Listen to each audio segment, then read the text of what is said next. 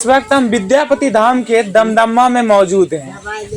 इस क्षेत्र के होम्योपैथ के प्रसिद्ध डॉक्टर, प्रसिद्धि नहीं सुप्रसिद्ध डॉक्टर कहा जाता है कि होम्योपैथ के विद्यापति के जन्मदाता थे डॉक्टर श्याम सुंदर तिवारी, जो कि अब इस दुनिया में नहीं रहे। उनके बेटे हमारे जो कि सर भी रह चुके हैं, डॉक्टर प्रशांत तिवारी। आइए इनसे बात करते हैं और उनके बारे में कुछ जानने का प्रयास करेंगे कि उन्होंने क्या सब हमारे विद्यापति धाम के लोगों के लिए दिया है और इनके लिए क्या सब दे के इस दुनिया से गए हैं। सर, आपको बहुत बहुत स्वागत है हमारे चैनल में। धन्यवाद सर, जैसा कि आपके पिताजी एक बहुत ही अच्छे डॉक्टर भी रह चुके हैं और इस क्षेत्र में उनका नाम जो है, विद्यापति के अंदर ऐसा कोई व्यक्ति नहीं होगा कि डॉक्टर श्याम सुंदर तिवारी का नाम नहीं जानता होगा। तो ऐसा क्या था उनके अंदर की, मतलब उन्हें होम्योपैथ का जन्मदाता कहा जाता है इस क्षेत्र का, और उसके अलावे कुछ और ऐसी कार्य बताइए उनके बारे में जिसके वजह से आज मरने के बाद भी लोग उनका नाम ले रहे हैं। जी नमस्कार।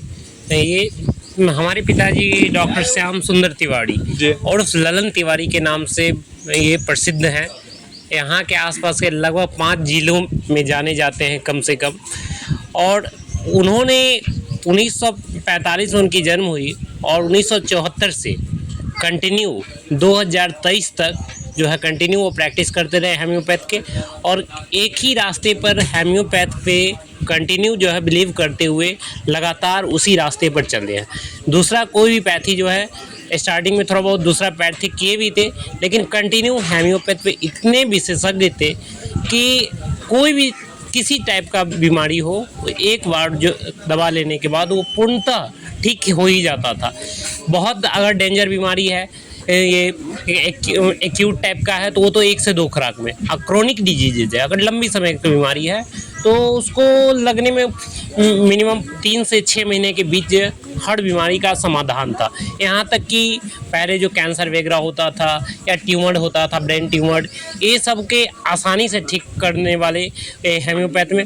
और इसके लिए उनको बहुत ही, और मात्र 3 रुपये से स्टार्ट करके और आज 15 रुपये में 1 सीसी दिया जाता है।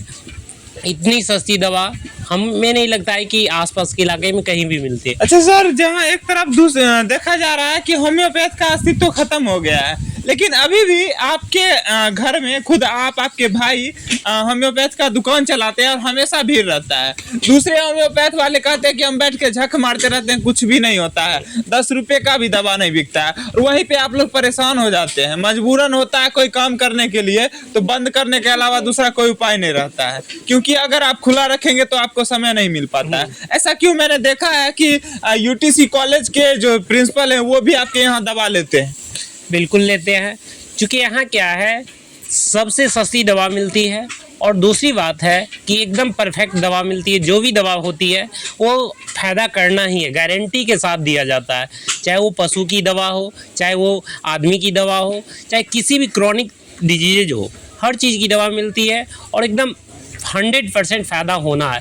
शायद ही 1-2% ऐसा है जो गड़बड़ाता है, नहीं तो 98% उसमें कोई नहीं कह सकता है कि 98% फ़ायदा करना ही करना है। भले ही कोई हो कि 1-2 बार लग जाता है, लेकिन फ़ायदा करता है।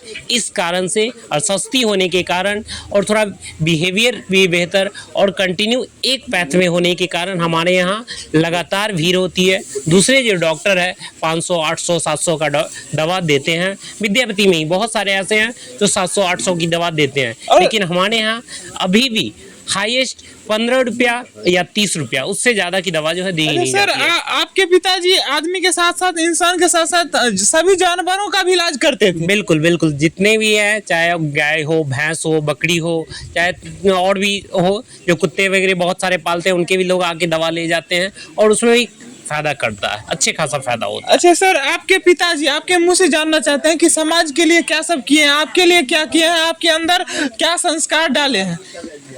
समाज के लिए तो ये सारा इतना सस्ती में सेवा, जिसके पास पैसा नहीं भी होता था उसका ट्रीटमेंट करते थे।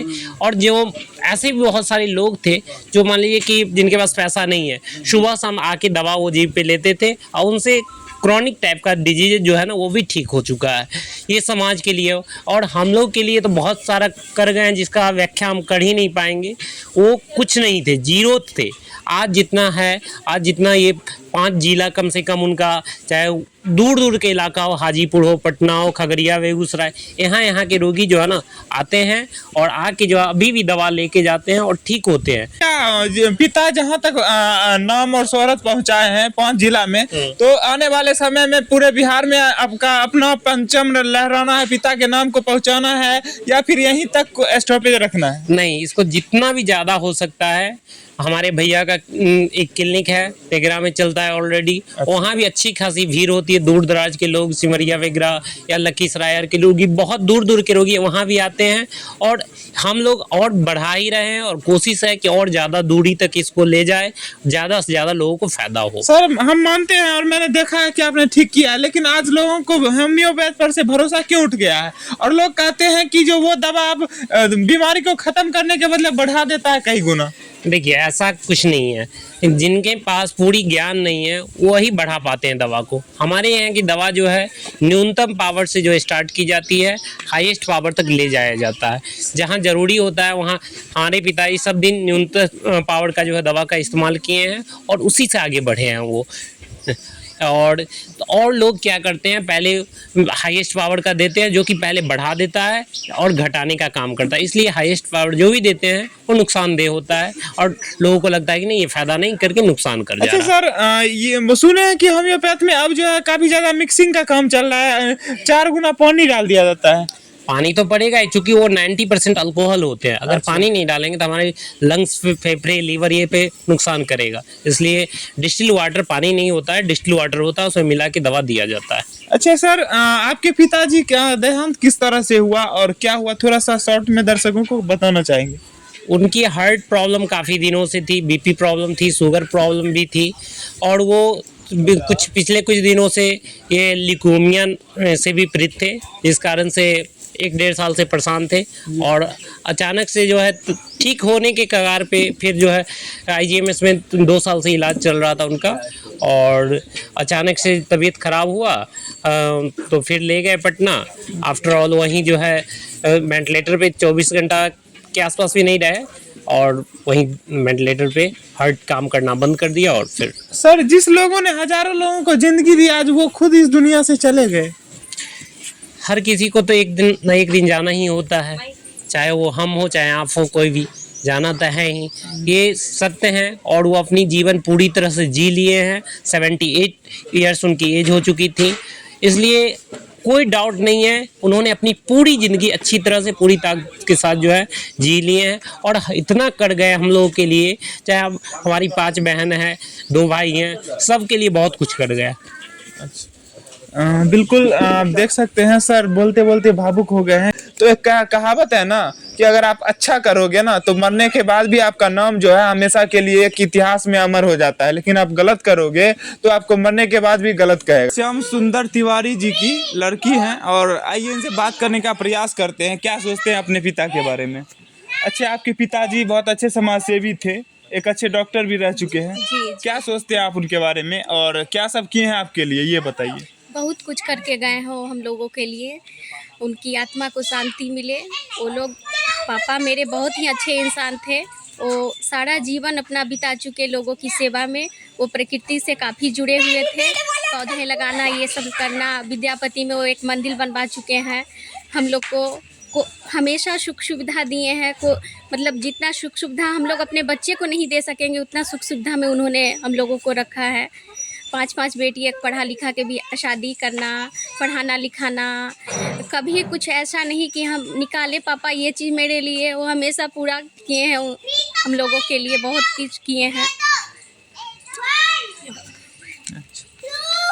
जैसा कि इन्होंने बताया कि हमेशा प्रकृति से जुड़े रहते थे, पेड़ पौधे लगाना, मंदिर बनवाना, 5-5 बहन थी ये दो भाई थे, सबका एक अच्छे से शादी विवाह करना बहुत बड़ी जिम्मेवारी होती है। आज के लोगों की क्या मानसिकता है, एक बेटी उनको पहाड़ लगती है, लेकिन 5-5 बेटियों को अच्छे से पढ़ाना, अच्छे घर में शादी विवाह करना बहुत बड़ी बात है। डॉक्टर श्याम सुंदर तिवारी जी जो कि आज इस दुनिया में नहीं है, क्या लगते थे वो आपके? मेरे ससुर जी थे। अच्छा, आपके ससुर जी थे। आज क्या सोचते हैं आप उनके बारे में? देखिए, मेरे लिए एक अपूर्णीय क्षति है और मुझे लगता है कि इस क्षेत्र के लिए भी ये एक अपूर्णीय क्षति होगी, क्योंकि जिस तरह से जो मैंने अपने रहे दौरान यहाँ पर देखा है, जिस तरह के मरीज आते थे और जिस तरह से अपना तो अब मरीज के प्रति दिखा करके और इलाज करते थे, वो आजकल शायद बहुत रेयर दिखता है ऐसा चीज़ कि ऐसा कुछ भी हो, क्योंकि समाज जो है वो विघटन की तरफ जा रहा है। तो वो जो चीज़ थी उनमें अपनत्व की, वो शायद आज धीरे धीरे ख़त्म हो रही है, तो उसको बढ़ाने की आवश्यकता है। मैं इतना ही बोलूँगा। बिल्कुल सही इन्होंने कहा। आज जो एक डॉक्टर का फर्ज होता है, उन्होंने जो बोला है, जो करके गए हैं, वो लोगों को बढ़ाने की ज़रूरत है, ना कि घटाने की ज़रूरत है, या फिर आज जो समाज में होता है वो वैसा हो, उसे बदलने की ज़रूरत है। और जो हमारे पूर्वजों ने, यानी कि इनके ससुर जी या फिर जो हमारे पूर्वजों ने, जो कि पहले के कुछ अच्छे डॉक्टर ने हम लोगों को दिखाया है रास्ता, उस रास्ते पे चलने की ज़रूरत है, ताकि हमारा भारत को, हमारा देश को हमेशा विश्व गुरु के नाम से प्रसिद्ध रहे। बस मैं यही कहूँगा। बहुत बहुत धन्यवाद।